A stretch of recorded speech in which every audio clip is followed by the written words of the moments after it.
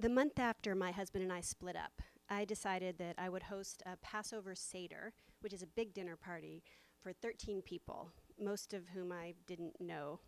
I stood in the kitchen before they arrived, chopping the apples and pouring in the wine for harosis, which is this traditional symbolic dish. My husband had moved to a studio apartment down the street, and I kept the townhouse, this beautiful 19th century townhouse in Hoboken, just outside of Manhattan. And I really wanted this Seder to work. Even though I was now newly single, I wanted to be a person who could host a party and hold a home life, even on my own. My husband and I had entertained all the time when we were married. This was like one of the best things about our marriage. I often felt lonely in that marriage and kind of unseen, but I didn't feel lonely when we had a party. He had a huge circle of friends, and which I loved, and we were the couple that had the parties. And then after they left, we would be together in the kitchen cleaning up, and he would do the dishes, and I would be, picking at the leftover cheese, and we would talk about who came and what they wore and how they looked and who they talked to. And this always made me feel most at home, like in my marriage and also in my life. So I really wanted to be able to still do this. I thought I wanted the divorce. This was a trial separation. But I was really worried about some specific things. I was worried, would I lose my friends? Would I be able to hold this home? I had come to domesticity pretty late. I wasn't getting divorced to run around New York City like some Sex and the City episode. I did that in my 20s and my 30s, and I had just learned to cook. I had just had a child, and I wanted to still have that as part of my life. I was worried, would I be able to support myself alone again as a freelance writer? I was worried how our son would do. He was just 4. I was worried, would guys find me attractive as a 45-year-old single mother? Passover is the holiday of freedom, right? It's a story of how the Jews left slavery in Egypt and crossed the Red Sea and escaped our oppression. And everybody always talks about freedom as this great thing. But freedom is actually a pretty difficult choice. Once the Jews got across through the Red Sea, this is what we tell in the Seder, I think the idea was they'd waltz into Israel and they would start, they'd open shops and, go to dinner. But what happened was they wandered for 40 years in the desert. We talk about this. That was not their intention. I did not want to get divorced and spend 40 years alone and destitute in some desert of isolation. We had just gone to tell my husband's parents that we were doing this trial separation like a couple weeks before the Seder, and the next day back in Hoboken where we lived, I had heart palpitations, and I went to the doctor, and he said to go get an echocardiogram, and it was just panic and probably a lot of caffeine, but I hadn't been sure. I had fear in this deep way, so I was going to do this Seder. I was going to do like this test drive of me as Samantha from Bewitched, still as my own.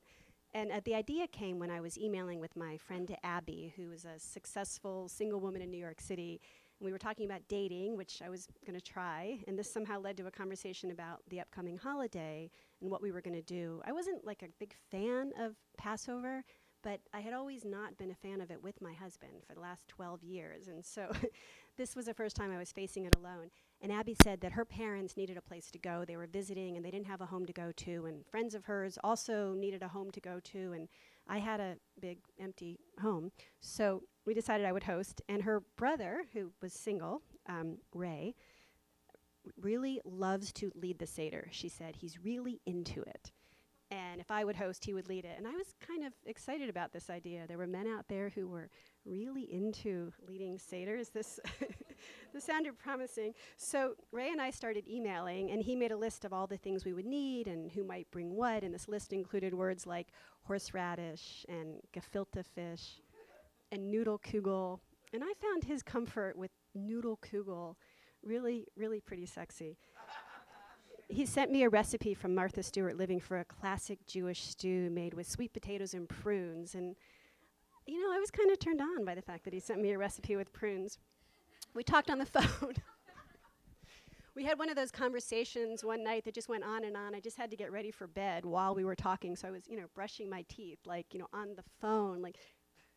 I think we should go light on those plagues. I think those plagues are kind of negative.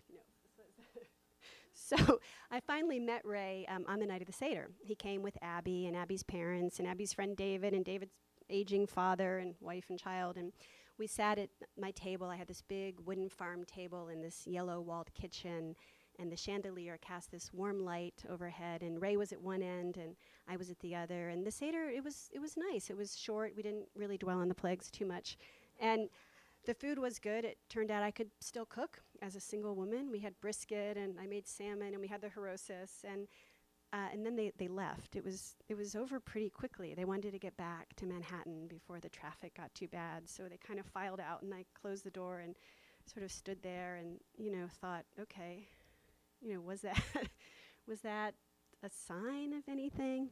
And then there was a knock on the door, and it was Ray. He had forgotten his Seder plate in the kitchen, so he went to get the plate, and then we stood together for a minute in the hallway, and I was leaning against the mahogany railing of the staircase, kind of looking up at this cute guy. He had dark hair and a big smile and this straight Roman nose like Abby. He looked like Abby, and Abby's cute. And I was thinking, we were talking about what a great job we had done collaborating on the Seder, and I was thinking, guys liked me last time I was single. Maybe I should take a risk here. So I said, maybe we should collaborate on something else together. And he said, he looked at me for a minute and he said, we could collaborate on going out to dinner. And I said, that sounds great. And he leaned down and kissed me, which I wanted him to do. He was attractive, and I was also really relieved. I wasn't looking to go right from my marriage to the next guy at all, but I just wanted to know that there was a possibility. And so that little flirtation with Ray really gave me a sense of hope. And I did wind up going out with him, and it was good, but I liked Abby a little better. So that night, Ray left. His parents were in the car with Abby, so they had to leave, and I went back to the kitchen, and there were dishes everywhere, and there were matzah crumbs and this flourless chocolate cake I had made, smeared on the table, and I started loading the dishes in the dishwasher. It's not that hard to clean up after a party by yourself. I was able to do it. And Nora Jones was playing on the sound system, and when I was married, we'd often be listening to Nora Jones. And I kind of stepped back and looked around my beautiful kitchen, and I had this feeling of, here I am. I could see myself there. And I couldn't see myself in the marriage, but I was there in that room, and the feeling of all those guests was still there too, even without my husband. The energy of those guests was still reverberating off the walls. And I got a little teary-eyed, and I wasn't really crying out of sadness. It was more out of gratitude that I was able to do this. I was able to host. I was able to cook. I had people who would come. There might be a man out there I would like. And I think I was crying a little bit out of sadness too, because what that Seder showed me was that I probably could be okay. I could be okay if I went ahead with a divorce.